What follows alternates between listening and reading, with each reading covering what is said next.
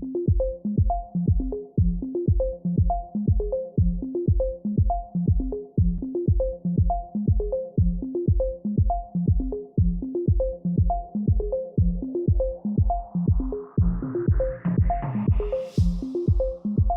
eyes disguise our heart. Bright lights decide the fight. Your heart beats fast despite the truth that love is blind. I just wanna feel anything, anything with you, with you. I just wanna feel anything, anything with you, with you.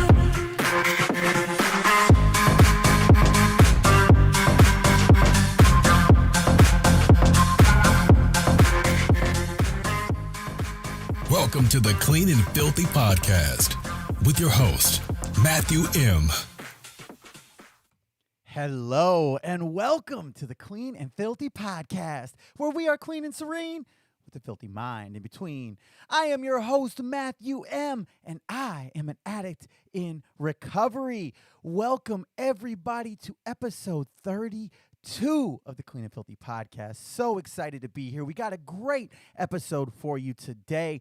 We're going to be discussing the chapter of Just for Today, Living the Program out of the literature. We're going to do my favorite moment of the week. Might look a little similar to last week, but we'll get there. We're going to be answering more of your questions in our Ask an Addict segment. Of course, giving them clean time shout-outs. So welcome, everybody. We got a great episode. It's going to be a lot of fun. We got a lot to cover, but strap in. It's going to be a good time. First off, we usually do our episode sponsor read right here. We don't have an episode sponsor currently, so if you are looking to sponsor an up-and-coming podcast, holla at your boy. Best way to get at me is either just send me an email, matthew@cleanandfilthypodcast.com, or you can reach out to me on any and all of the social medias. I am on all of them. So if you're looking to sponsor episodes or segments on this podcast, please reach out. We're always looking for new people to help support this podcast and help us grow. And got to give a huge thank you to Valentino Khan, Allison Wonderland, and Mad Decent Records for the theme music for the Clean and Filthy Podcast, Anything. Amazing song, listed below, all of the downloading, streaming, all of that information. Go cop that song.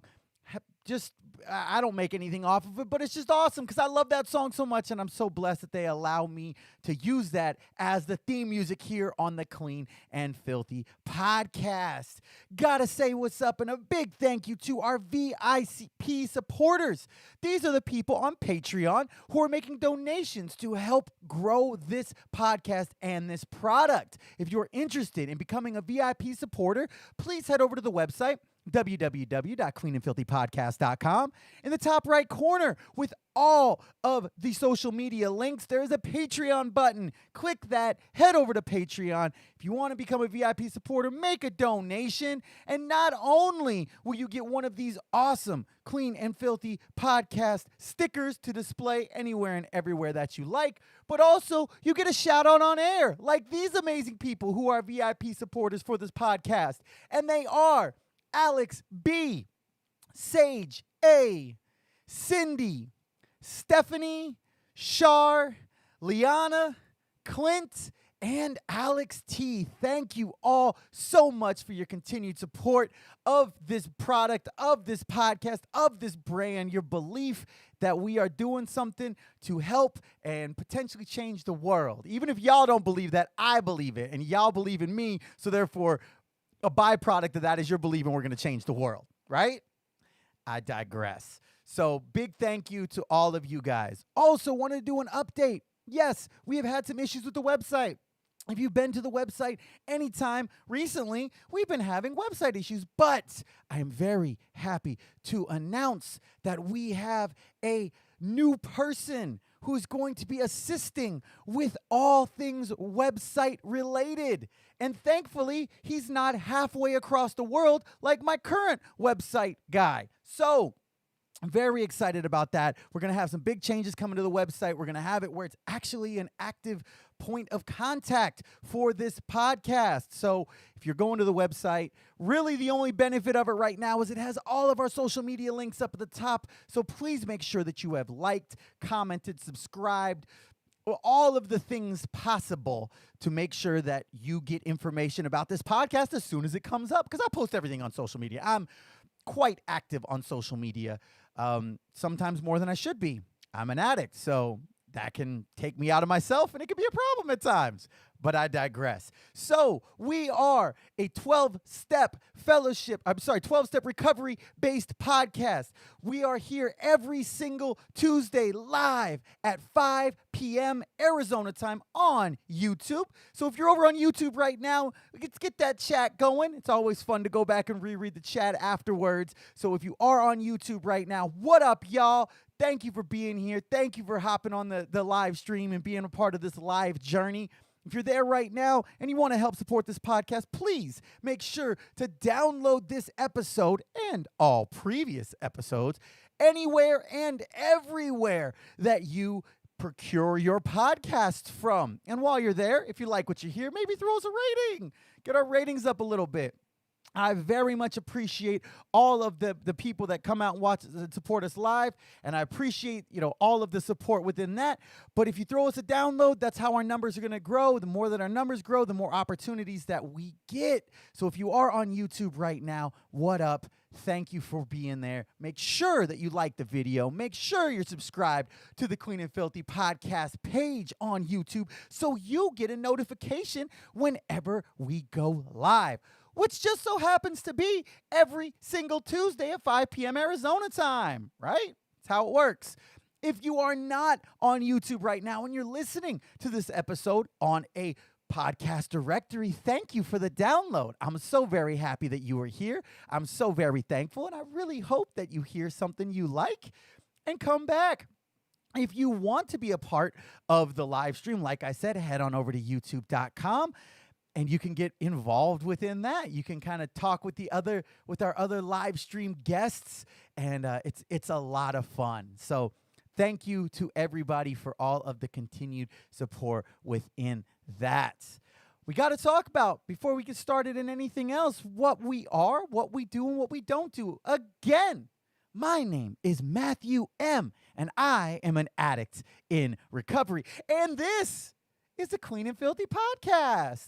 We are a 12-step program-based podcast.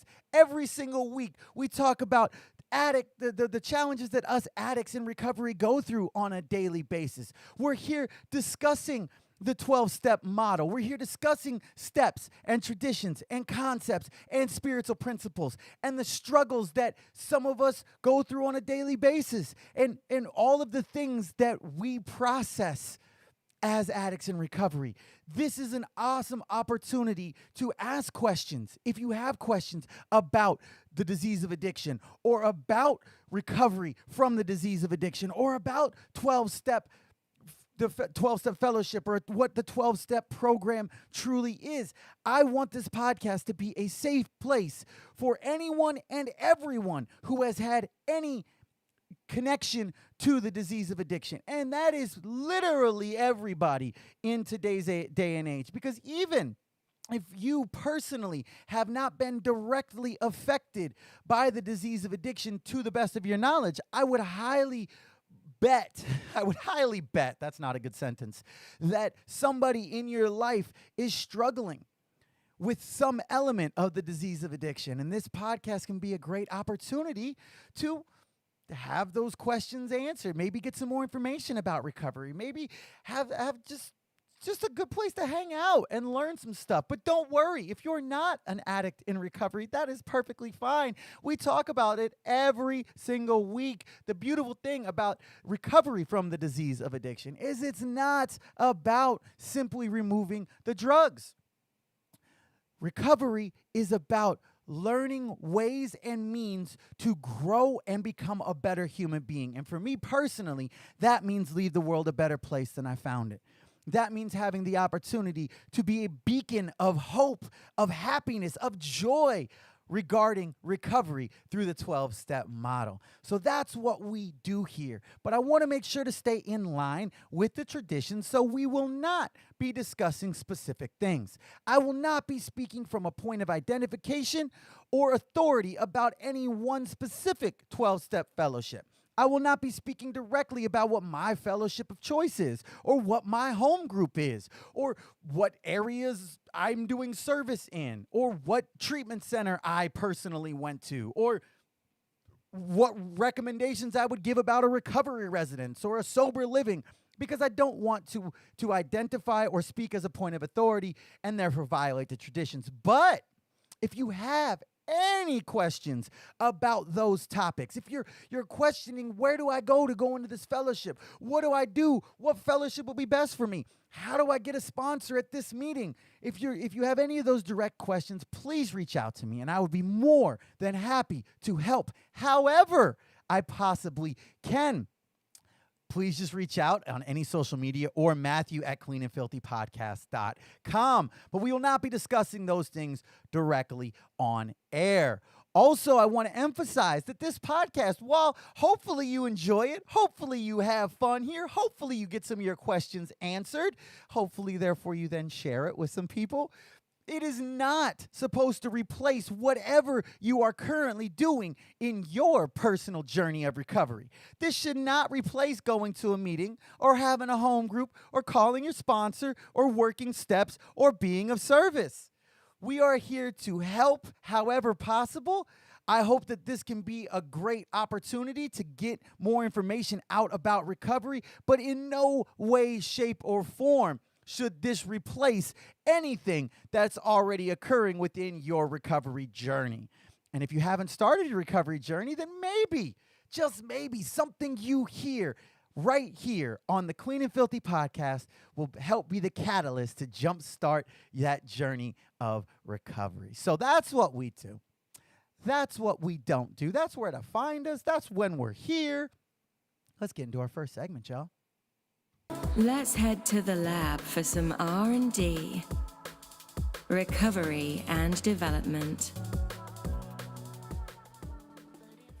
That's right, y'all. We are in the lab, y'all. This is the part of the show where we discuss something out of the 12-step model. We're going to be talking about steps. We might be talking about traditions. We might be talking about concepts. We might be talking about spiritual principles. This is the part of the show where we dig deep into the recovery piece. This is where we get into the literature. We get into the spiritual principles. We get into the steps and how we implement the spiritual principles from those within our lives. This is the major part of the recovery element.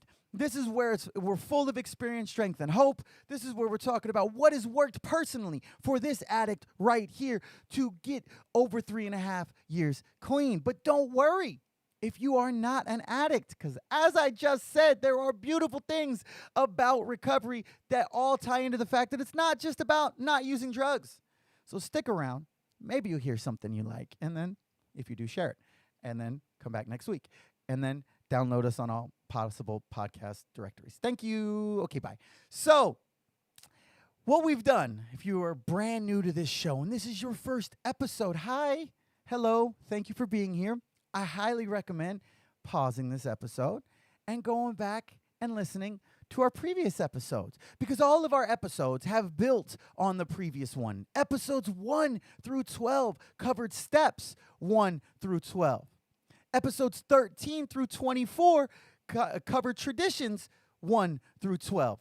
And episodes 25 until here we are today at episode 32, we have been diving deep into the literature, going chapter by chapter, talking about different things within that literature, talking about different quotes, how they personally affected my life and my recovery, and what the impact of those things are to me personally. And so if you're a little confused why we're jumping into chapter 9 today, that's why. The numbering on all of this was not done well. I admit that. I'm sorry.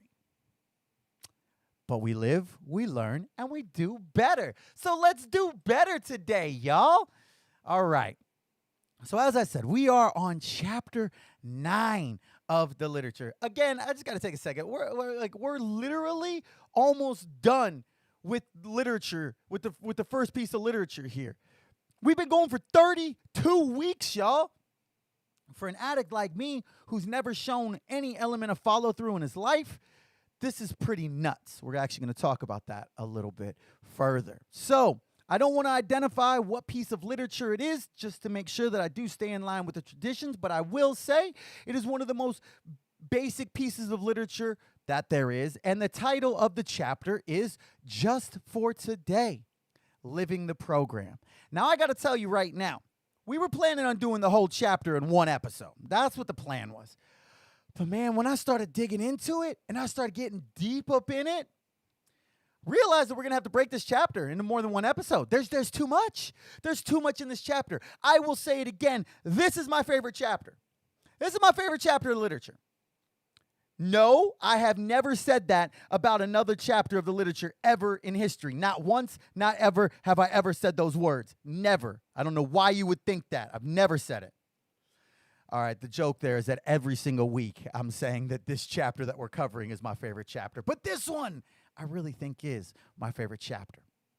Before we even go into it, we got to talk about why I love this chapter and why I love the concept of just for today. And we've talked about what just for today means in some previous episodes, but I want to go a little bit deeper into it here before we even get into what is covered in the chapter. And what I love about the concept of just for today is that is the reason why I've gotten over 3.5 years clean.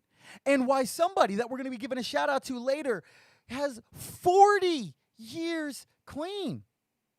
Because if I keep my recovery focused just for today, I only have to think about today. And that is a massive freedom. Because for an addict like me, who always is future tripping about things, who's always looking at the potential of things, of how can I never do this again? I literally told my therapist when I was in treatment, I said, there's no way that I'm never going to use this substance or use this substance. I was like, man, there's drugs I've never even tried before. And you're telling me I can never use drugs again? But as he told me then, when I had 13 days clean, and as I tell sponsees now, and as I tell myself now on a constant basis, all I have to worry about is just for today. Just for today, I'm not going to use. Because for an addict like me, if I start thinking about, I can never use drugs again, I can never use that substance, I'm never going to be able to do that again, that terrifies the fuck out of me. For an addict like me, terrifies the fuck out of me. And I'm not the only one. There's a member that I go to a lot of meetings with who has over 38 years clean. And he uses that exact same thought process. Because if he has to say, I'm never going to use drugs again, scares the fuck out of him. All we got to worry about is just for today, I'm not going to use. Just for today, I'm not going to use. I don't have to think about anything further than that. There's a quote that ties right into this from the literature. It says, living just for today relieves the burden of the past and the fear of the future. We learn to take whatever actions are necessary and to leave the results in the hands of our higher power. We're going to get into higher power stuff a lot more today, so strap in for that. And the other thing that I love about the concept of just for today is that recovery is just today, every single day. I have to keep my recovery first, just for today, every single today. Yesterday's recovery, what I did for my recovery yesterday, doesn't mean shit for today. What I might do for my recovery tomorrow doesn't mean shit for today. I might not make it to tomorrow if I'm not focusing on my recovery just for today. So I had to go on a little monologue diatribe there about why I love Just for Today so much, why it's my favorite chapter in the literature. I digress. So we got to get into the spiritual principles. We do this every single week. We talk about the spiritual principles within that step or that tradition or that chapter of the literature that really jump out at me personally. So again, this is my personal experience, strength, and hope regarding these spiritual principles. There are tons of spiritual principles that can tie in to every piece of literature, every step, every tradition.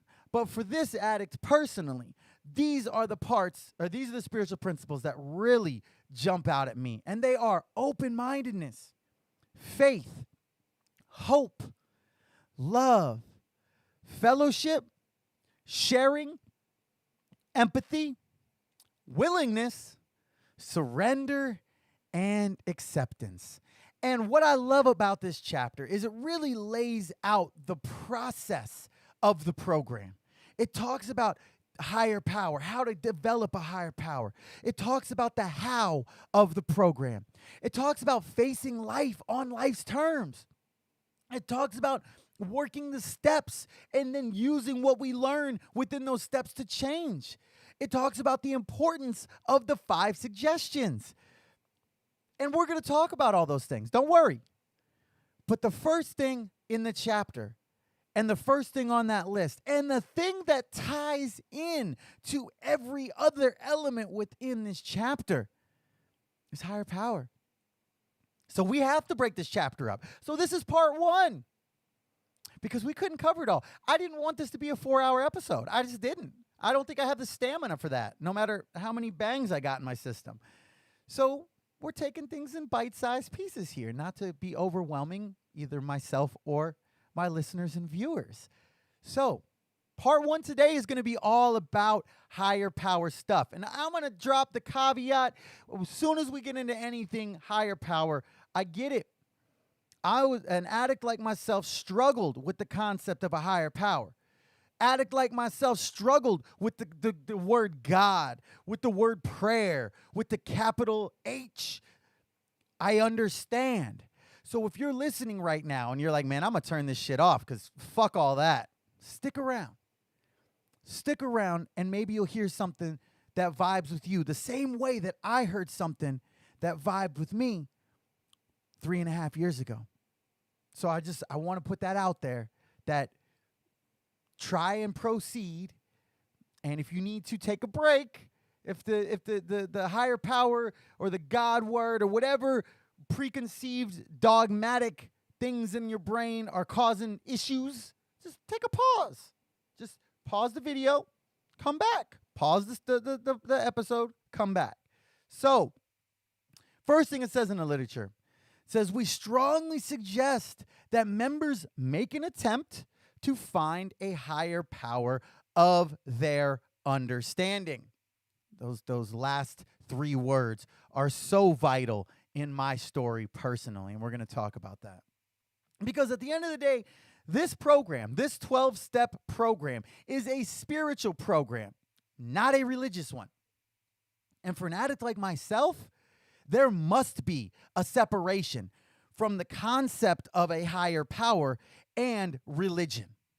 It says in the literature, as new members, the talk of God we heard in meetings repelled us. Until we sought our answers in that area, we were trapped in the ideas gathered from our past. Close quote. We've talked about this before. This was a major issue in the beginning of my recovery. I went to that same therapist who told me to live just for today and said, bruh, I'm reading these steps on the wall. Okay, I'm getting this.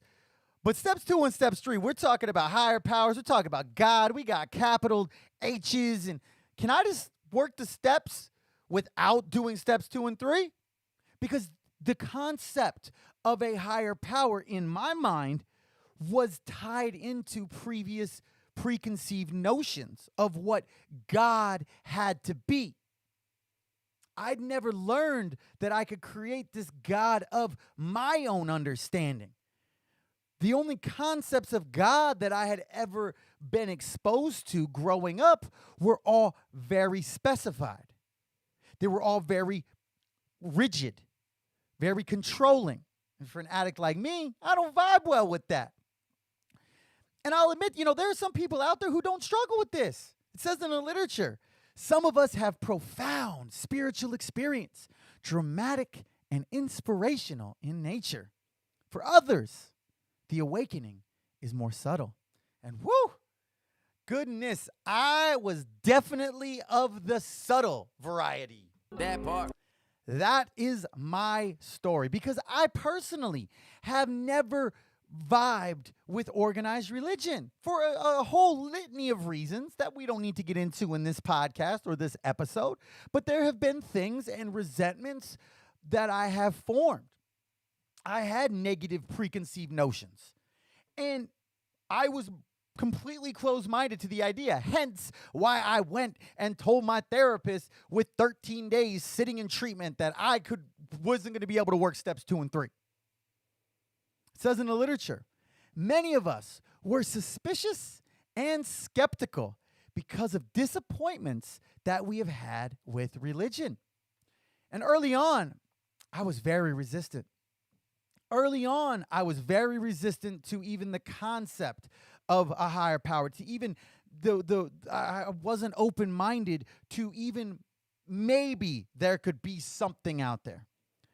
But slowly, day by day in treatment, talking with other people in treatment, getting information from other addicts in recovery, I started to act as if there was something. As if there was something out there, okay? But this was difficult for me because all of my thought processes within a God or a higher power were always from this specific preconceived, resentment-filled, closed-minded perspective. I never thought about the fact that it could be something other than that. So I automatically rejected the topic. Rather than, I was so closed-minded and I was so unwilling, I wouldn't even address the topic prior to getting into recovery. And for the first, however many days in recovery, that was my story. But finally, I started to just act as if there was something there. It says in the literature that agnostics and atheists sometimes start by just talking to whatever's there. And this was exactly my story. And I'll admit, the first couple times I did it, it included a massive eye roll. I was like, ugh, all right, well, they say I should fucking be thankful to some power. So, okay, let's fucking try this. Like it's going to do anything. Me, being the typical closed-minded, egotistical, self-centered ass addict that I was, That part. that was my approach to it. So that's what I did. First time sitting in treatment, getting ready to go to bed, and lay in bed, and I'm laying there. I'm like, all right. Black Panther soundtrack's playing in the background because it was always playing when I was in treatment. Roll my eyes, and I'm like, all right, thanks for another day clean. Said like sarcastically. I was an asshole to my higher power at that point. But I did it. All right. Then I did it the next day. All right. Still eye roll. Still heavy sigh. Still, whatever. But I did it. And then I did it a little more. And then I transferred out of treatment and went to a recovery residence. And then I started doing it again. And it was like I continued doing it. I continued this process of, all right, at night, thanks for another day clean. Help me get another day clean tomorrow. Cool. And then in the mornings, I started to, when I woke up, would say, wow, thank you for waking up today. Help me make it through the day clean. And then I started adding things. And then I was like, well, help me help people. Help that person who's struggling. And as that happened, as I started to develop, to cultivate this teeny tiny little nothing cell of spirituality, I started to develop empathy. And I started to develop spiritual principles that, when added to this growing spirituality, were like turbo feed steroids to this teeny tiny little cell. And now it's it's multiplying. And now it's multiplying more, and so I do it more. And now it's multiplying more, so I do it more.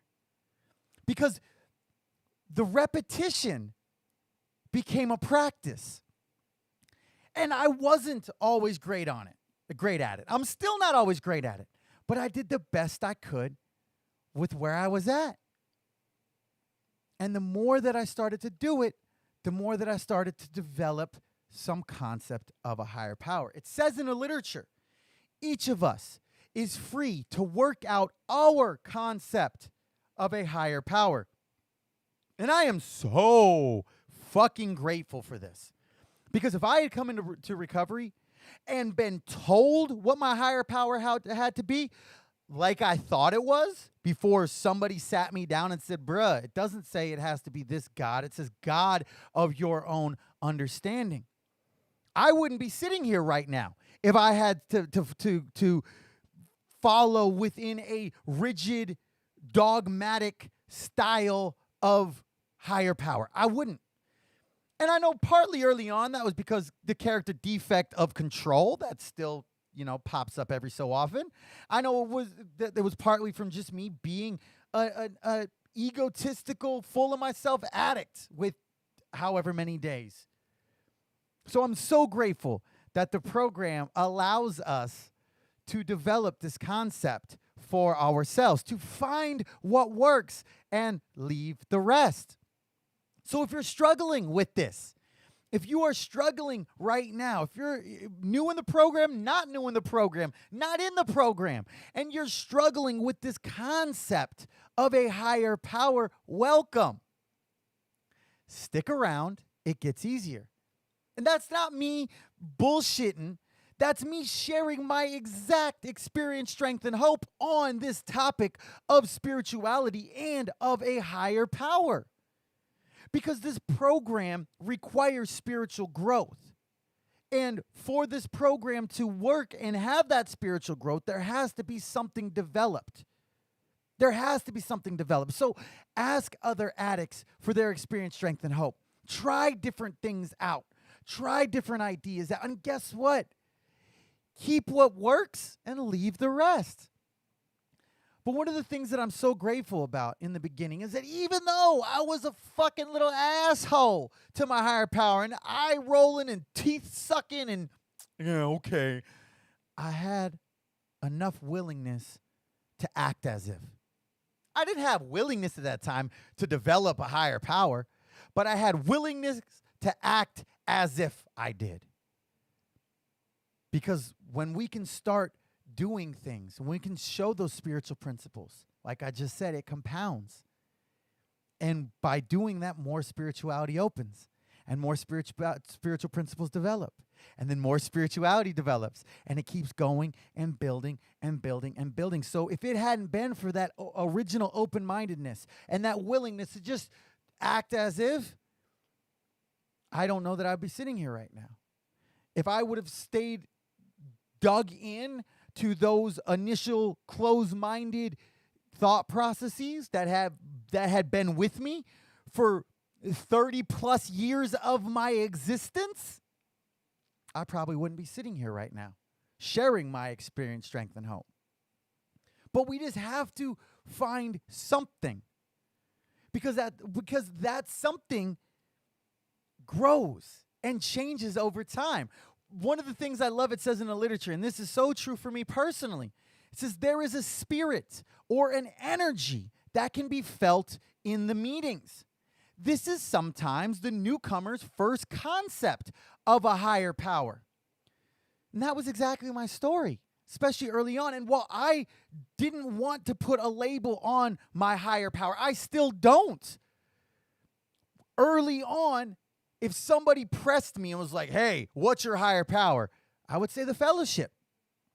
I would say that feeling of the energy of being at a convention with 1,500 other people, all with a common goal, cheering and laughing and being joyful. I literally just got goosebumps thinking about that.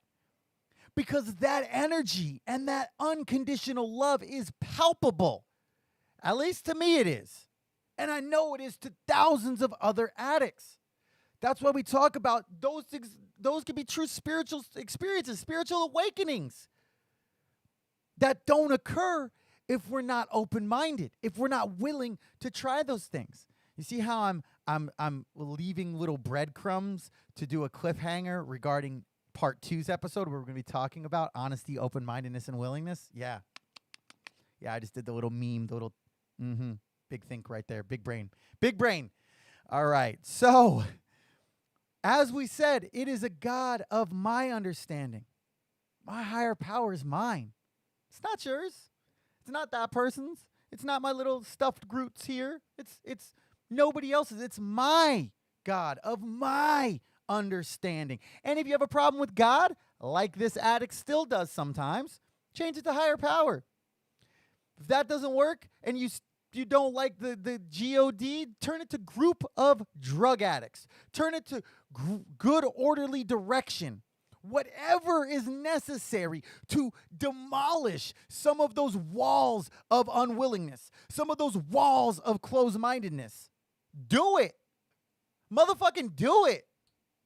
Like, whatever it takes. Because your higher power, maybe you're listening right now and you're like, bruh, this makes no sense to me. I know what my higher power is.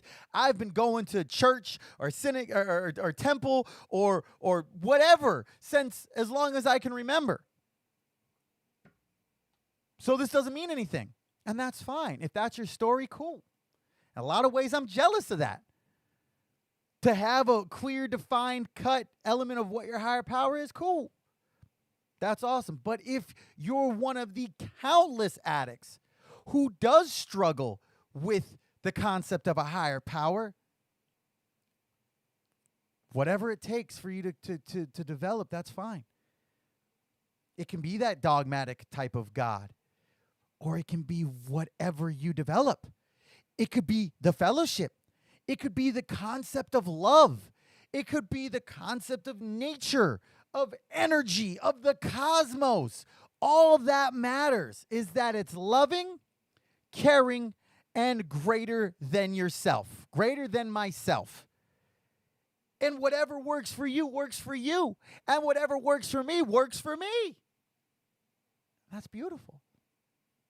Because, as we talked about earlier, each of us is free to work out our own concept of a higher power. It says in the literature that we recover in an atmosphere of acceptance and respect for one another's beliefs. We try to avoid the self-deception of arrogance and self-righteousness. Doesn't matter if you're sitting in a meeting with an atheist, a Christian, somebody who's Jewish, somebody who's Muslim. It doesn't matter. Because at the end of the day, I'm not here to tell you your higher power's wrong. I'm here to congratulate you that you have a spiritual connection to a power greater than yourself that is helping you within your recovery. Period. That part. Throw that part in there. And I'm not saying that it doesn't happen at times. I'm not saying that you don't hear some, well, that's his higher power. Oh, my God. Meh. Fuck all that. If you got something that works for you, let it work for you. But realize that concept of a higher power can change. To this day, with over 3.5 years clean, I can't really tell you every single moment of every day what my higher power is. I can definitely tell you what it's not, just for today. But even that is subject to change. Even that is subject to change, which is partly why I don't like putting confines and parameters on what my higher power is, because it can change and it can grow. And for an addict like me, I don't need to really know what my higher power is. I don't really need to put rigid confines on it. As we talked about earlier, I'm the type of addict that I don't like having that rigidity. Phrasing? Yeah, I think that takes a phrasing. That my mind went to phrasing. So if yours didn't, just further evidence that I'm a sick fuck. But I don't work well with that. I don't work well being trapped into something. I like having options, as we've talked about far too many times, and we'll talk about countless more times. I don't like being tied into one specific thing.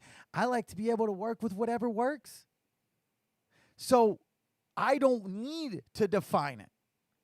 This quote that I love out of this that ties right in, it says, everything we know is subject to revision, especially what we know about the truth. We reevaluate our old ideas so we can become acquainted with the new ideas that lead to a new way of life. And now this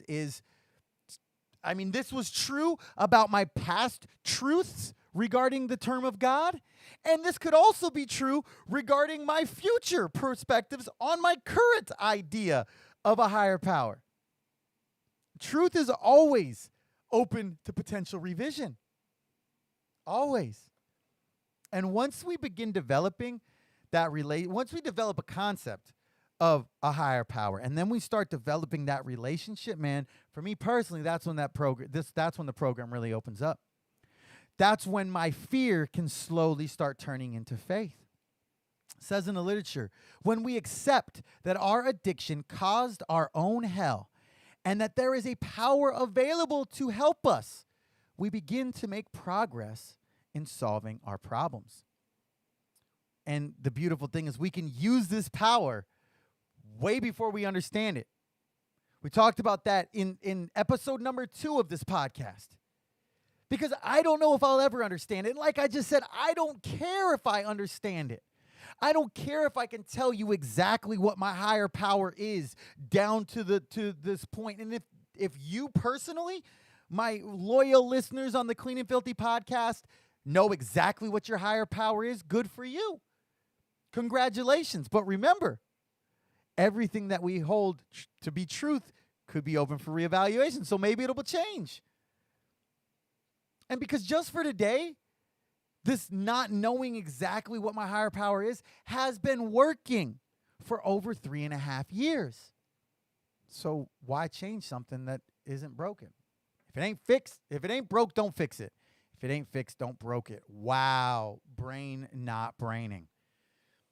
But more important than maybe not more important than first developing that concept of a higher power and that initial open-mindedness to have that relationship start. Maybe not more important, but equally as important is continuing to develop that relationship with a power greater than yourself, with that God, if you like, that God of your own understanding. And that's on a daily basis. That's on a daily basis. As we talked about earlier, the recovery work that I did yesterday ain't helping me today, and tomorrow's recovery ain't going to fix today. The same way that I need to enhance that relationship on a daily basis. It says in our literature, our daily surrender to our higher power provides the help we need. That's why it's so important for an addict like myself to remember to pray in the mornings. And if you don't like the word pray, I get it. I still don't like the word pray. I still, with 3.5 years clean, my fucking brain still takes the word pray and has negative connotations to it. So if you don't like that word, put in whatever motherfucking word that works. Spitting facts to the universe. Asking for guidance. Asking for help. Whatever words you got to put in there to not use the word pray, fine. If you want to say instead of prayer, I'm spitting bars to Sky Daddy, that's fine. Whatever fucking works. That's all that fucking matters. That's it. But when I forget to start my morning with prayers, which does happen, as I will always say, I'm human. I will never be perfect. And the spirituality aspect of my recovery is always the area that I can grow the most. Always. Because when I forget to pray in the morning, there's this lapse in my spirituality from the beginning of the day. And on those days, sometimes aligning my will with my higher power's will becomes more difficult. We talk a lot about alignment of my will with my higher power's will in episode number 3. So I highly recommend checking out episode number 3 to get more information about this. As well as we talk about higher power stuff a ton in episode number 2. So I would recommend checking out both of those as they tie directly into this. So oftentimes, if I didn't make that initial connection in the morning, if I didn't water the plant of spirituality first thing in the morning, now I'm realizing that, wow, my will might not be aligned how it usually is. So oftentimes I'll have to make a conscious effort to surrender during the day. Not simply in difficult or stressful situations, not in the situations when I'm like, Help me! no. In normal situations, just like surrendering to my higher power and just be like, yo, yeah, I fucked up this morning. I didn't say what's up this morning. Say what's up now. Sorry, I forgot. Help me get through this day clean. Help me get through this day without acting out, without acting in character defect.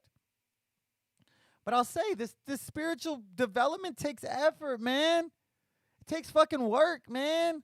This is definitely the hardest that I work in my recovery on a daily basis isn't about not using drugs. Not using drugs at this point with 3.5 years clean is an easy thing for me. The desire to use has been lifted. So that's not my struggle on a daily basis. My struggle on a daily basis is to enhance and nurture that connection with a power greater than myself. It's conscious effort is required. Conscious effort is required. It's not just an automatic, oh, hey, it's 5 p.m. I'm going to go meditate now for 30 minutes. No. The only times I meditate is when I make a conscious effort that I need to fucking meditate. While my prayer has gotten a little bit more automatic, there are still plenty of days that I forget to in the morning or that I forget to at night, that I don't take that second to develop that relationship, to nurture that relationship. It says in the literature, as our lives become more comfortable, many of us lapse into spiritual complacency and risking relapse. We find ourselves in the same horror and loss of purpose from which we have been given only a daily reprieve. It's only daily. So that means each day I got to do it for that day, for it to be daily, right? That's how I see that. And this has occurred many times in my personal recovery. Couple instances were way worse than others,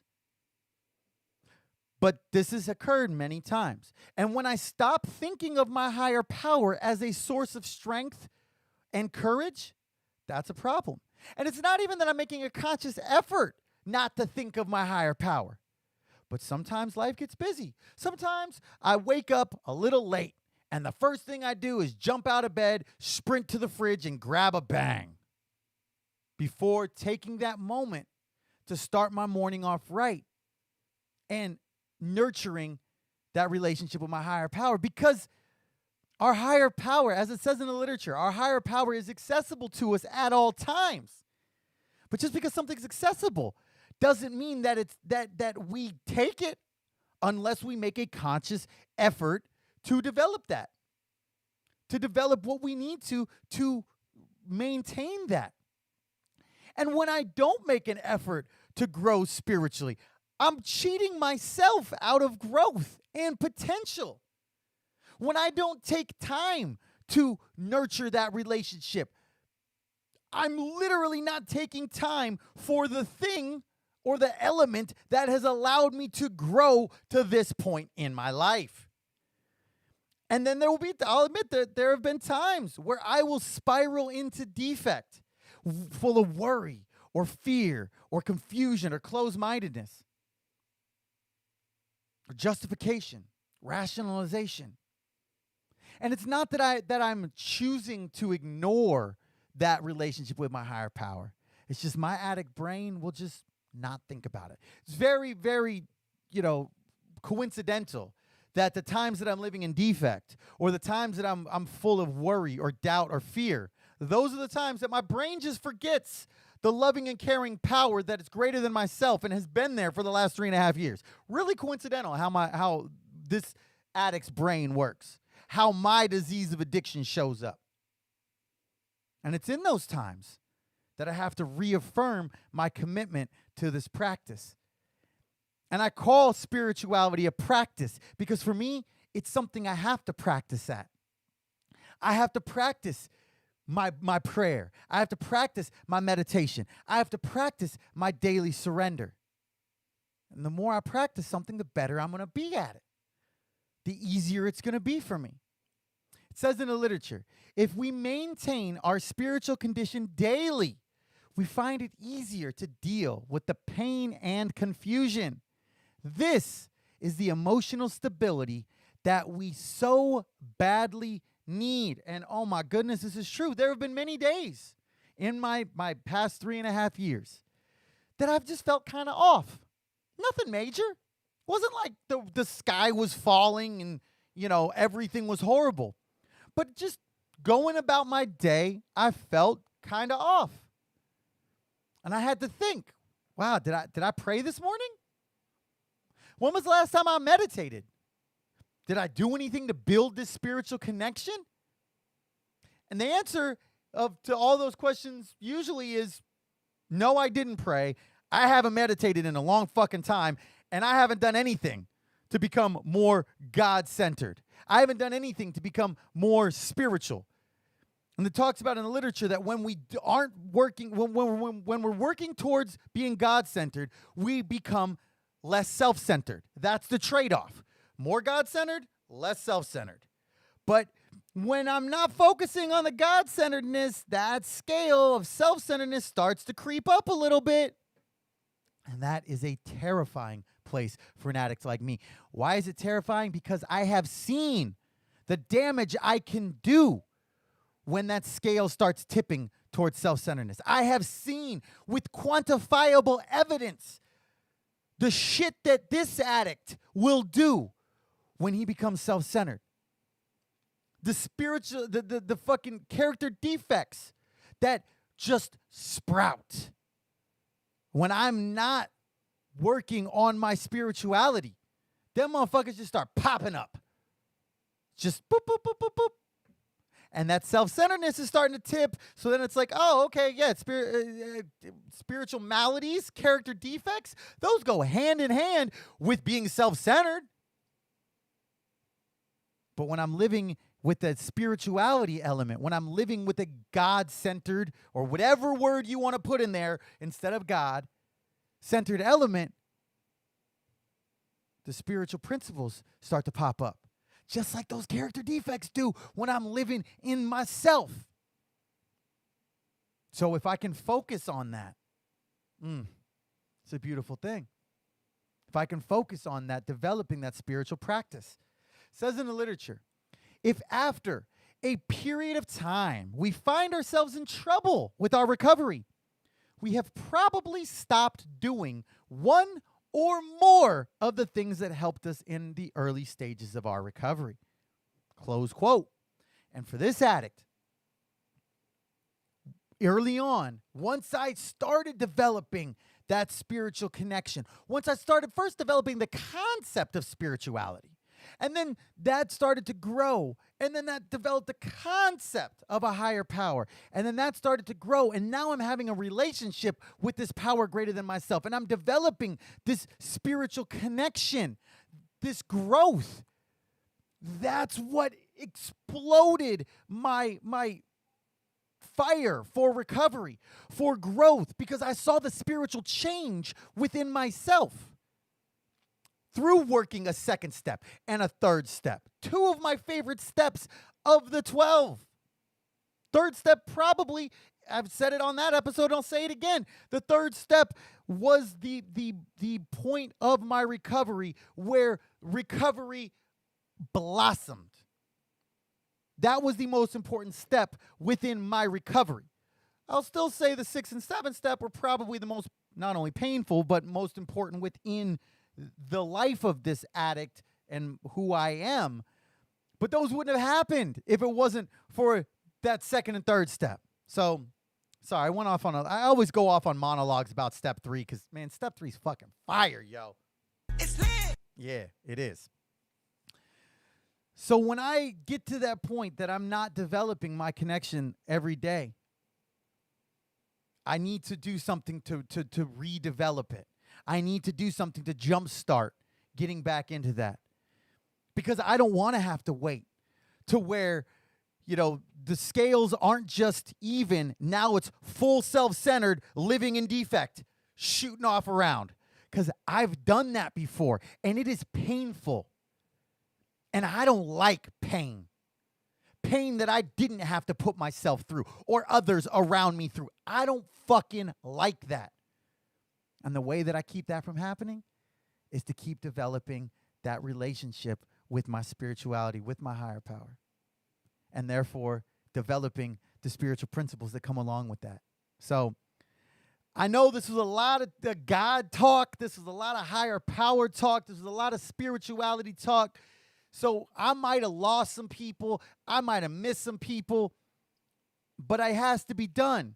It has to be done because the rest of this chapter doesn't work without discussing this first and foremost.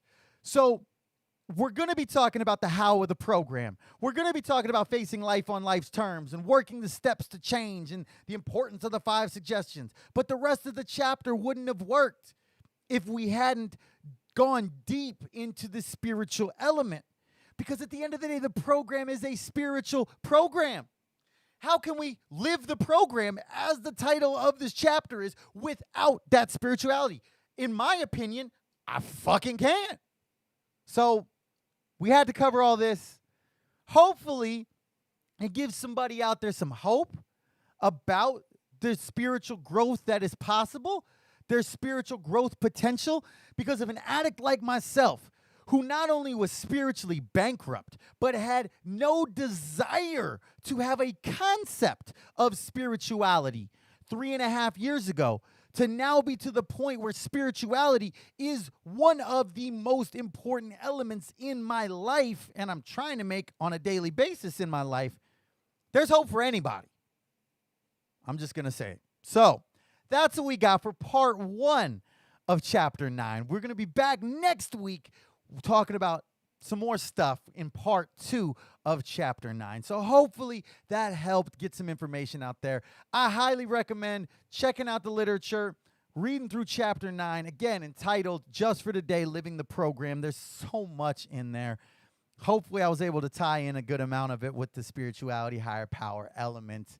And that's what we got in the lab today. So that's what we have in the lab for recovery and development. Next week, we're going to be diving more into it so we can hop out the lab now, get ready for our next segment of the week, entitled My Favorite Moment of the Week.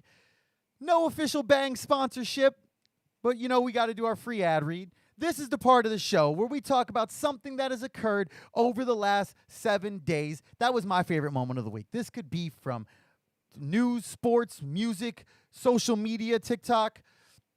Not on TikTok, but, maybe that's what it'll be. If Bang sponsors me, I'll get on TikTok. So Bang Energy, if you would like to officially be talked about on TikTok, let me know. And maybe that's what it'll take to get me on TikTok. So we're not on TikTok, but send me those TikToks. So shout out to Bang. Let's do something. Maybe we'll make our own TikTok, like Bang Talk. I don't know about that. Tick Bang? I don't know. All right. My brain isn't braining there. So this is where we talk about shit that's happened. We aren't talking about experience, strength, and hope here. We're just talking about fun shit that's happened over the last 7 days. So if you have anything that occurs between now and next week that you want to have talked about on the show, send it over. Send it over and we might talk about it because I like talking about fun shit. I like watching videos of pit bull puppies. I like watching TikToks, especially if they're Marvel related. So I'm not on TikTok. I won't be on TikTok until Bang sponsors me or I get on Pornhub, but send them over. So let's take a drink of the old Bang. And let's get started, y'all. First thing we got to talk about, because we do it every week, and I'm actually quite happy about this one, we got to talk about my weekly fitness update. My current weight as of this morning is 211.4 pounds. I am quite happy about that. Not only have I been eating decently. I worked out 4 times this past week, and in fact, am planning on going to the gym after this episode to climb stairs. I'm really trying to get that booty development. I'm trying to get that badunkadunk, or at least, something. So that's what we're going to go do. We're going to go do stair climbing for probably an hour after this episode. I've hit that point where I'm no longer hating doing core and cardio. And I'm now, partly because of the number going down, partly because of the stomach soreness, partly because of the body shaping and changing just a tiny bit, or at least mentally, I think it is. I hit that point where I'm excited about doing core and cardio. I don't know how long we're going to keep doing core and cardio. This might be till the end of the year. This might be till next summer.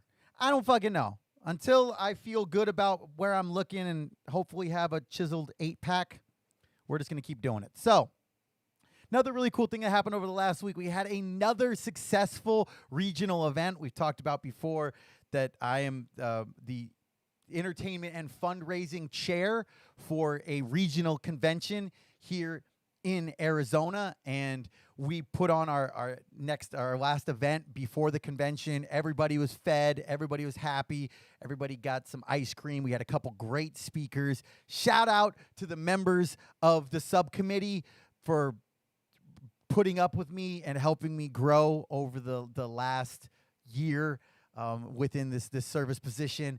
I'm pretty excited. I'm actually going to be in the same service position for the next year's convention as well. If you've never been to a convention, we're less than a month away from our Arizona Regional Convention, and I'm very excited about it. If you've never been to a convention and you're in Arizona and you want to check it out, hit me up. I will give you more information about it. Plus, since I was elected to be the chair of this subcommittee again for next year's convention, if you want to be of service to a regional convention, hit me up about that as well.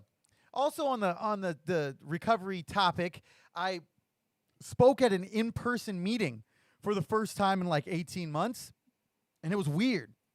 It was weird because I've gotten really used to speaking at meetings like this, sitting in front of a camera with my microphone and my group doll and my headphones on and feeling very at home. Like, you guys don't know right now if I even have pants on. I might not. I might be sitting here balls naked. Y'all don't know.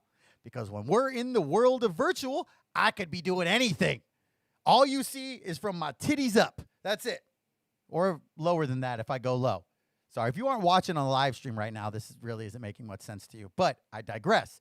So being in a room with human beings, wearing a mask, and then having a face shield so I could take my mask off so I could speak freely, if you will, and having one of those biohazard shields, I felt like I was in fucking Tron or some shit. But it was cool. It was cool to be able to be back in a meeting and carry the message. And trying to develop that understanding of what I feel comfortable within the world, within the pandemic, within my personal health, to where I can still develop and facilitate growing in my recovery and reintegrating back into society. And then afterwards, 5 of us who are all vaccinated went out to dinner, and we had so much fun laughing and bullshitting. And even though being out in public is something I'm getting used to, which is so weird for somebody like me who's always been so social and so involved with everything around, to feel awkward or not knowing how comfortable I am within a situation is very weird for me.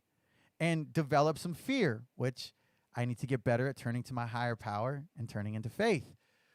And I really did miss it. I missed just all sitting around bullshitting and talking about stupid sexually explicit topics that apparently always come up in the conversations when I'm around. I don't know if that's speaking to my character defect or if I just bring out that fun energy. I don't know. It's probably the first one, but I digress. So, yes, it was exhausting not being around the people specifically that I was around, but simply just being in public. But it was beautiful, and it was great to be back within some element of that. And I carried a pretty good message from what I heard. So, hooray for that. Also, we got to do a quick TV wrap-up. I apologize. There's going to be a lot in this episode that is going to be a lot like last week's episode, and I'm sorry for that. I'm going to apologize now. I'm probably going to apologize again. But let's get here. First off, got to do our TV wrap up because there's a lot of really good TV on right now. What If's episode of What If Killmonger Rescued Tony Stark was fire. It literally took elements from Iron Man 1, Iron Man 3, Age of Ultron, but it retold the entire beginning of the MCU without Iron Man. And that was weird for me because Iron Man 1 will always have one of the most special places in my heart when it comes to the MCU because it started the MCU. And you can argue that Blade actually started the MCU because if it weren't for Blade making all the money that it did and getting Marvel Studios out of bankruptcy, Iron Man 1 would have never happened, and therefore we wouldn't have the MCU. So, okay, shout out Wesley, pay your taxes, brother. But, you know, I'm still saying Iron Man 1 was what started it all. And so having this story retelling the events of Iron Man 1 and also not having Robert Downey Jr.'s voice, though I will give the voice actor who did the Robert Downey Jr. impression props. He did a pretty good job. But it was weird. And then the developing through elements of Age of Ultron and how some things that occurred from Age of Ultron still essentially happened. That's one thing that I've liked about the show is that so many of the things are still happening even though it's maybe not from that initial character. You know, pretty much everything within Age of Ultron happened because of Tony Stark. And now we're having a replay of the elements of Age of Ultron, but it's now caused by Killmonger. Also, we got some more Chadwick Boseman's voice. Every single episode that has any of Chadwick in, I'm always in fear that that's going to be the last episode. I don't know. When that happens, I'm going to cry. So lots of anxiety. I digress. I got to say, in this episode, the musical score was phenomenal. And the line that Killmonger says, he says, the difference between you and me is that you can't see the difference between you and me. Shout out Michael B. Jordan. Love the dude. Love him, love him, love him, love him. He was so incredible as Killmonger. And while I would have loved for this to have been a what if Killmonger became a hero and not a villain, that would have been nice. But I will say, all hail King Killmonger. We'll leave it at that. Also, got to talk about Archer. Archer episode 5, Shots, was absolutely the best episode in multiple seasons. The writing was incredible. It threw me back to like 5 or 6 seasons ago with how well done it was. Hardcore Pam Page, getting background on Sploosh. It was over the top ridiculous. Please continue this all season. I'm asking you, please, please. Also, What We Do in the Shadows was so good. I don't know why more people don't watch this show. It was phenomenal. Super shout out to FX for having both of them currently playing. And FX, absolutely unparalleled when it comes to comedies. Come at me, bro. Like, I'm not talking about compared to HBO or Showtime, but for basic cable, their comedies are top tier, best on TV. At me. Get my mentions up. Come at me on Twitter. Tell me what channel comes up with better, consistent comedies. I'll fucking wait. I'm not really going to wait. But come at me on Twitter. At me. But my favorite moment of the week, and I apologize again. I apologize that we're doing this again. And I promise you, this will not be each and every week. We will not be doing this every week. I promise you. But if I didn't talk about this, I would have been lying to myself and to all of my loyal viewers and listeners. And I do my best to work an honest program. So we have to talk about Sunday's football. I'm sorry. Now, only a specific couple moments. We're not going to do a run through of everything. We're not going to do that. We did that last week. But first off, we got to talk about the Cardinals beating the Vikings. Officially, the Cardinals are 2-0. And while Kyler had 400 yards and 3 passing touchdowns and a rushing touchdown, and both D-Hop and A.G. Green got a touchdown, if it weren't for the Vikings place kicker, we would have lost. Not only did he miss an extra point that therefore gave us the lead, but then he missed a potential game-winning field goal. So I don't really feel amazing that the Cardinals won that game as much as the Vikings lost that game, but whatever. A win is a fucking win. But we have to talk about Sunday Night Football, y'all. Because the Ravens beat the Kansas City Chiefs. This is Sunday Night Football. Big stage in Baltimore. With Kansas City favored by 3.5 points. So Baltimore comes in as a home dog. And things started off rough.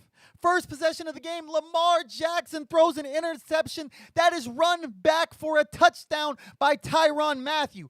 I will say, shout out to the Honey Badger. I love Tyrann Mathieu. Loved him when he was a Cardinal. Wish he was still a Cardinal or a Raven. Not a Kansas City Chief, but whatever. He won a ring. I'm happy for him. Shout out to you, Honey Badger. So first possession, it's immediately looking like it is going to be a long night. All the talk going up was about how Lamar is 0-3 against the Chiefs. Lamar even said, the Chiefs are my kryptonite. So I was worried after that first possession. But even after multiple bad reads and a second interception by Tyrann Mathieu at the end of the first quarter, the Ravens were only down at halftime 21-17. Okay, that's manageable. Even with Patrick Mahomes, that's manageable. Third quarter starts, and immediately the Chiefs start with a 5-play, 74-yard drive, touchdown drive shit, right? Now it's an 11-point game. And that's just what the Chiefs can do. They can just boop between Hill, Hardman, Kelsey, Mahomes. One play can be 7 points. But the Ravens answer back, y'all. Ravens answer back with a 4-play, 75-yard touchdown drive to Hollywood Brown. Shout out Hollywood Brown. Really wish you would have been this productive last season when you were on my fantasy team. But I digress. So now it's like, okay, we're right back. 4 points. We're cool. And then fucking immediately, Kansas City answers back with a 6-play, 75-yard drive. Travis Kelsey is not fucking human. That dude's a cyborg. He's an android. He's rumbling and bumbling like a fucking 270-pound bowling ball, just chucking defenders out of the way for a damn 46-yard touchdown. And guess what? The Chiefs are back up 35-24. Going into the fourth quarter, the Ravens are down 11. But I will say, we start the fourth quarter in the red zone. Okay, potential. And then Lamar runs in a touchdown. So now it is 35-30. Okay. Tried for the 2-point conversion. Didn't go. 35-30. All right. I literally did not sit down for the entire fourth quarter. Nervous pacing throughout my mother's house was on fleek. Worried. It's fucking KC. But Baltimore forces a punt. All right. Forces a punt. And then they proceed to drive 68 yards over 14 plays, taking up 8 minutes of clock for another Lamar Jackson touchdown.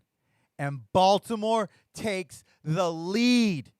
Let's fucking go. I was losing my shit. I was losing my complete proverbial, not literal shit.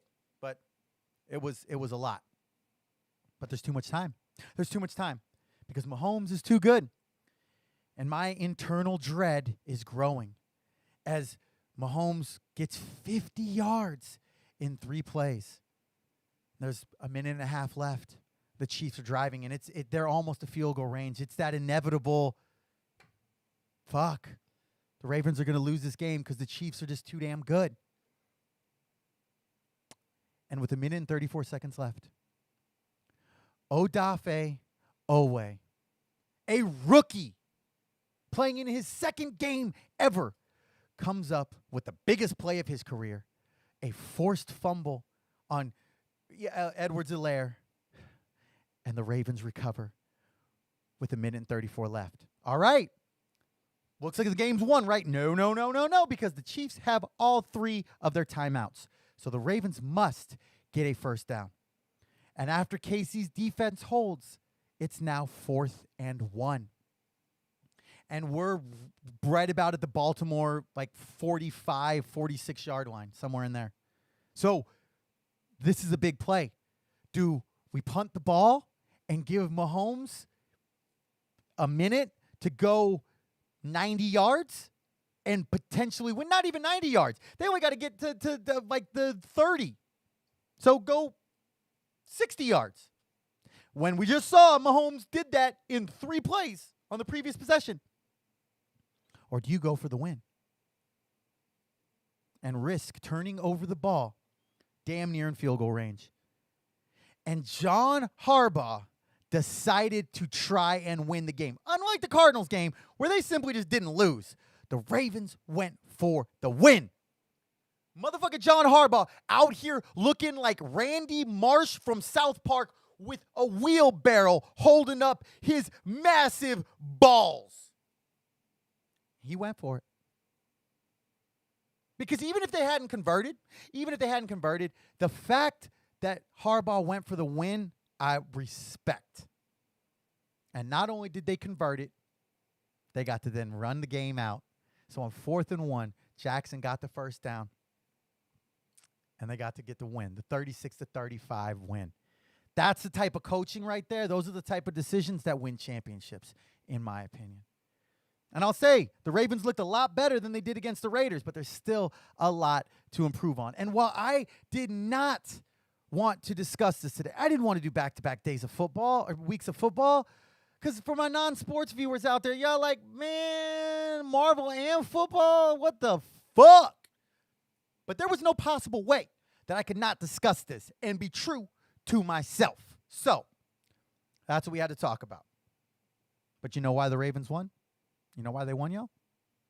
Because pre-game, before they did introductions, the Ravens did a video tribute to Michael Kenneth Williams and his legendarily epic character of Omar from The Wire. The Wire was filmed in Baltimore. So there's this automatic vibe with elements of The Wire. And they had the scene of him whistling. And then the Ravens won. And amazingly, that night, got to see, I'm rewatching The Wire, and that exact scene that they showed, I got to see again in the episode of the oh my God, it was so beautiful. So can we have a petition? I put this on Twitter. I don't have enough followers on Twitter to really get this any traction. But can we have a petition that for the rest of the season, every single home game is started with that whistle? Because that might be what we need, y'all. That might be what we need. Previously on a championship run, we had Ray Lewis. Him doing his thing. Maybe this time we could embody the positive elements of Omar. Tribute to Michael Kenneth Williams. Rest in peace. So that's what we got. Ended up going 2-2 for the week. Cardinals win, Ravens win, lost both of my fantasy leagues. I have scored the most points in my one fantasy league, but am 0-2. And also played up against Derrick Henry this past week, so shrug emoji, that's going to be a loss. But I truly don't even care. I don't care if my fake teams, whatever, because the real teams won. And for me, that's what matters the most. So that's what we've got for this week's favorite moment of the week. Come back next week where we will not be talking about football. I can't promise that, but we probably won't be. So if I lost you here, come back next week. I'll try to do something better for my favorite moment of the week, but I could not talk about that, y'all. Let's go. All right. It's time for our next segment of the show, titled Ask an Addict. It's time to Ask an Addict with your host, Matthew M. That's right, y'all. It is time for Ask an Addict. This is the part of the show where this addict, the resident addict of the Clean and Filthy podcast, responds to questions that are submitted by our listeners and our viewers. This is like a Reddit AMA. Ask me anything. So if you have any questions that you're curious about my perspective on, recovery-related or not, send them over. Best place to do that is on any social media or email them directly, Matthew@CleanAndFilthyPodcast.com. I love answering questions. So recovery-related or not, please send over questions. I just really enjoy it. So by asking me questions, you're making me happy. So make me happy, right?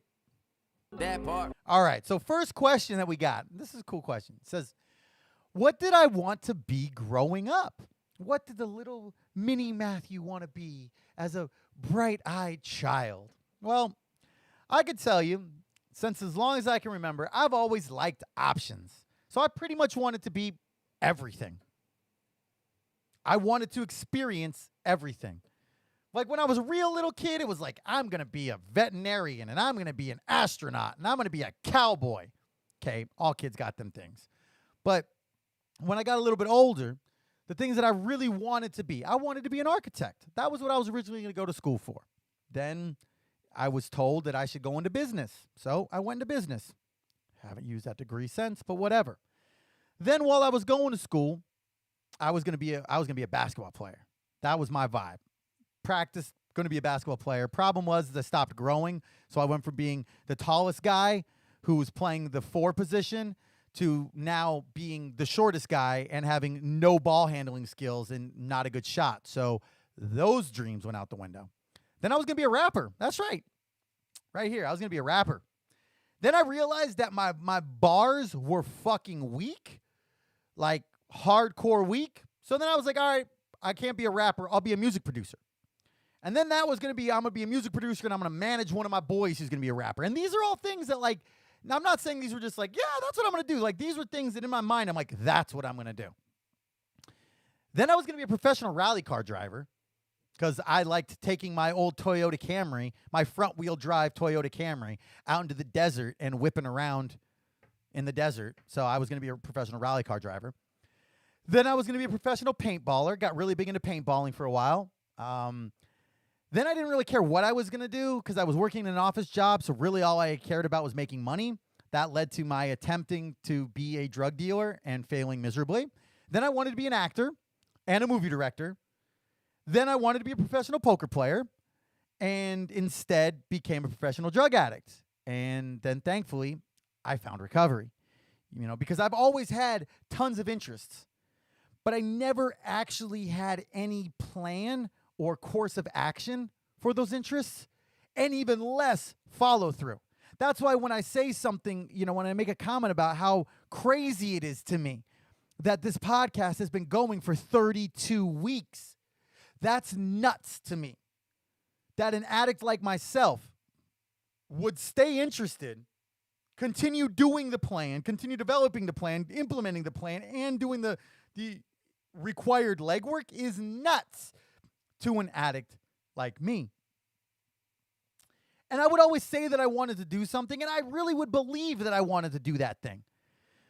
But in a lot of ways, it was really more of like a dream or a fantasy. Because to me, if I have something I want to do, but I'm not putting in the legwork to do it, then I'm just lying to myself. Then I'm just living in fantasy. And I would really want to do that thing. Like, I was serious. I was going to be a professional paintballer. That's what I was going to do. I'm learning everything I can about it. That's what I'm going to do. Until something else came along. And then I was like, oh, well, that's what I'm going to do. And then something else came along. And I'm like, that's what I'm going to do. I can say the only thing that I ever actually dedicated time and energy into, developed a plan, and implemented some of that plan prior to getting in recovery was to become a professional poker player. I actually had developed a plan of action. I'd implemented that plan with more follow-through than really anything in my entire adult life up to that point. And then my addiction got in the way, and it became more important. That was my story with that. So now I'm 36 years old, and I still have tons of interests, tons of things I have passion about, tons of things I think I could be good at. But there really isn't any one specific thing that I feel is my calling. I know some things that I feel I can develop around, specifically recovery, but I don't have that one thing. Like when you have a kid who's like, yeah, I knew I wanted to be a heart surgeon from the time I was 3 months old. I mean, whatever.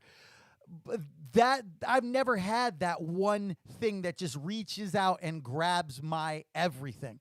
And honestly, I'm a little jealous of that. Of people who knew what they wanted to be from the jump and do that thing their entire life and feel more fulfilled than any other thing. I'm jealous of that. But I do know that being in recovery and helping people is what makes me feel happiest, makes me feel the best. So I started developing a plan, first within my recovery, and then developing a plan for this podcast, and implemented that plan in my recovery, and implementing that plan within this, and with a lot of help from my therapist and a lot of other people. I'm focusing all of my energy into recovery and trying to develop this podcast, but also other elements within recovery, other elements to where I can help people, other elements where I can share the message of recovery. But I struggle with this still, not about my excitement for recovery, but about my desire for options. 2 weeks ago, after I watched Shang-Chi in theaters, I immediately wanted to enroll in film school. Immediately. Not like, oh, ha, ha, ha, it'd be funny to go make movies. No. Like, my thought process was, I wonder what would be required if I moved to Hollywood. How difficult would it be to go work on a set in the film industry? Or after watching an episode of the show Cosmos recently, I immediately wanted to become the next Neil deGrasse Tyson in that moment. And then I was watching a video about the releasing of the new Lamborghini Countach, and immediately thought, I should move to Italy. I should move to Italy, and I should be part of their design team or help build their cars. Or when I watched something about Koenigsegg, I'm like, I should just move there and start hand building the engines for the Regera. The fuck? Like that's not a normal type of thought process. So for me, finding the balance between having interests and being lost in fantasy is difficult for me. I admit that. And I know for some people out there listening, they're like, wow, you sound like you're fucking 5 years old just coming up with these bullshit fucking dreams. Yeah, maybe. But like within my brain, that's how it operates. And I'm not saying that that's how it should be operating. I'm not saying that my brain isn't a terrifyingly scary place, because it is. But that's just the answer to that question. So there you go. That was a fun one. All right. Next question. Great question here. It says, what is the most fun thing you have done in recovery? So essentially, what is the most fun thing that I've done over the last 3.5 years? So immediately, there's some big things that jump out. Specifically, like jumping out of a plane to celebrate my best friend's 1 year clean. Or the New Year's Eve trip that myself and 2 other addicts took to Colorado to go to the Decadence rave. Or what we talked about on this show, when myself and 2 other addicts traveled to Las Vegas for the incredible Millennium Trilogy event. But it's also so much more than that. It's the randomly driving to San Diego for the day just to see the beach. Or the countless other adventures that we've had. Or the jumping out of our cars at the traffic light at Cave Creek and Carefree Road to have a dance party while it was a red light. Or the countless nights of fellowshipping after a meeting. Or the chasing down a Bugatti Chiron with my son in the back seat, teaching him about the car as we're trying to race after it. Or starting a recovery podcast. You know, the amount of fun that I've had, and actual fun, actual joy, actual like soul stimulating spiritual experience type fun over the last 3.5 years equals more than I had in the previous decade.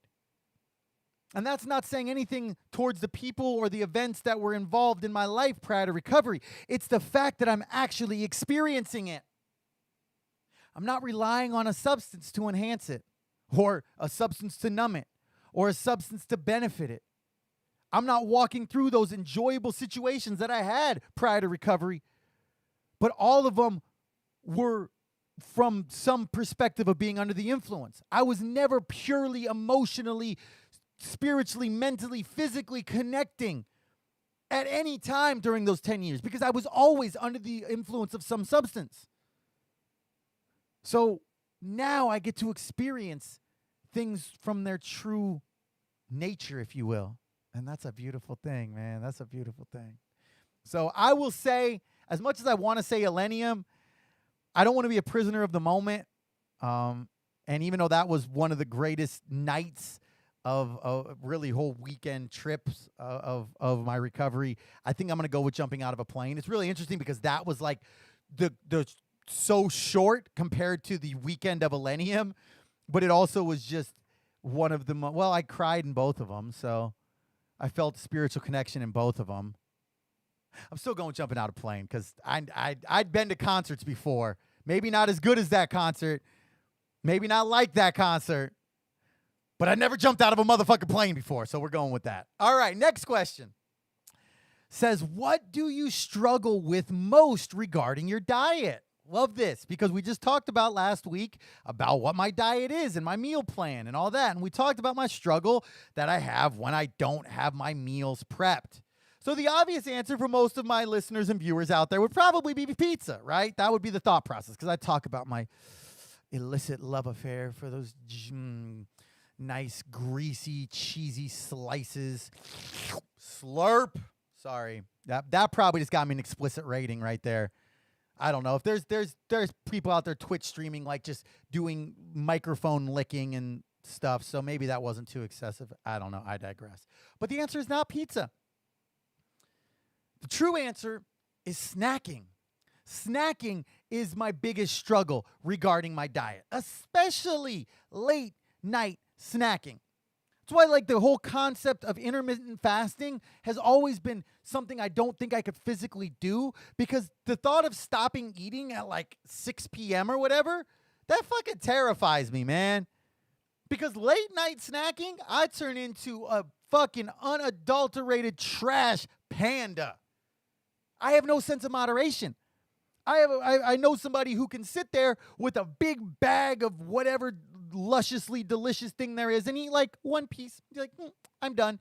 And I'm like, motherfucker, why are you done? There's more to be eaten. I will eat a full bag of Snyder's Buffalo Pretzel Bites. I will sit there and just consume it. And a lot of times I just don't eat. I'm not hungry. I think I'm just bored. And I'm like habitualized to snack. Because I'm a night snacker. That's what I do. Literally, while I was typing the answer to this question last night, while I was typing it, I proceeded to eat a rolled up crepe that was full of Nutella from Costco. I ate a granola bar. I had a handful of pepper jack cheese crisps. I had a handful of craisins. And I ate a bunch of stale-ass tortilla chips that were disgusting. And the only reason I didn't eat more is there wasn't more shit to eat. That's what I have to do a lot of times. I can't keep snacks around because I will eat those snacks. And every time that there's a sale at the grocery store where it's like, hey, get 4 bags of Poor Brothers chips for this price.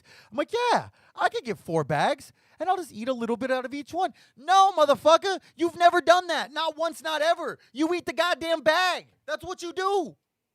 But I'm a fucking addict, so I believe that this time it's going to be different. Even though it never is.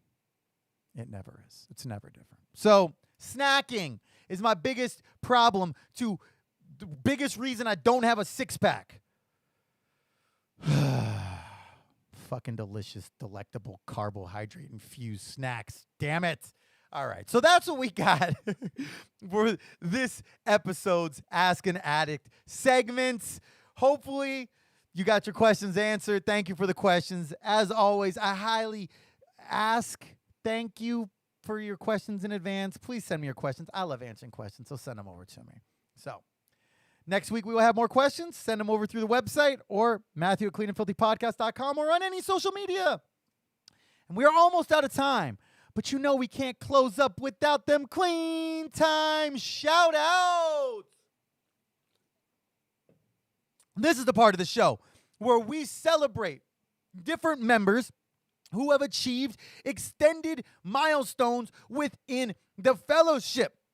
And this is anybody as a newcomer with 29 days or less. Anybody celebrating 30 days clean, 60 days clean, 90 days clean, 6 months clean, 9 months clean, 1 whole year clean, 18 months clean, or multiple years clean, 2 or more. And we also like to celebrate big whole numbers. So if you got 100 days, 1,000 days, 10,000 days, send them over and we will give you a shout out. So anybody who's celebrating between now and next Tuesday at 5 p.m. Send your boy what your first name is, your last initial, and how much time you are celebrating so we can give you a shout out here on air. Also, so you know, we do them boops for each year, something we've been doing back at my home group. So we still do it. So don't be alarmed, because it's going to sound like a fucking war today with the numbers that we've got. First up, though, we got 4 newcomers, 4 of the most important people. First, we've got Sophie as a newcomer. Well done, girl. The next up as a newcomer, we've got Waldo. Hell yeah. And then next up as a newcomer, we've got Chris S. Good job, brother. And then finally, as a newcomer, we've got Raven. Well done. And then next up, with 30 days clean, we've got my boy Chase. Well done. And then next up, with 5 years clean, we got my boy Mark R. Well done. And next up, he actually came in to celebrate with Mark R. And he also himself just picked up 34 years. With 34 years clean, we've got Danny C. One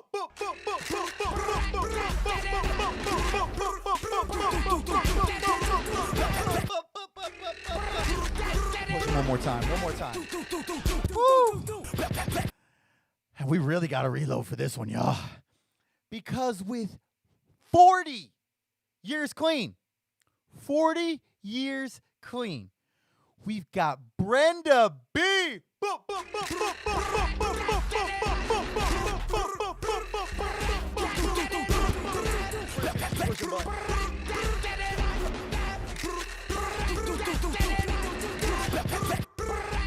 That's gotta be 40, yo. My goodness gracious, 40 damn years. Woo! I love doing clean time. Gets me hype as fuck. So if you celebrated clean time today, congratulations. Every single day clean is a successful day. If you didn't celebrate any clean time today, guess what? Don't use and you will. And remember, every single day clean is a successful day. That part. It's fucking packed, y'all. All right, y'all. We are officially out of time. Great episode today. We covered a lot. Had a lot of fun. I know I did. Hopefully you did as well. Hopefully you heard something that you like.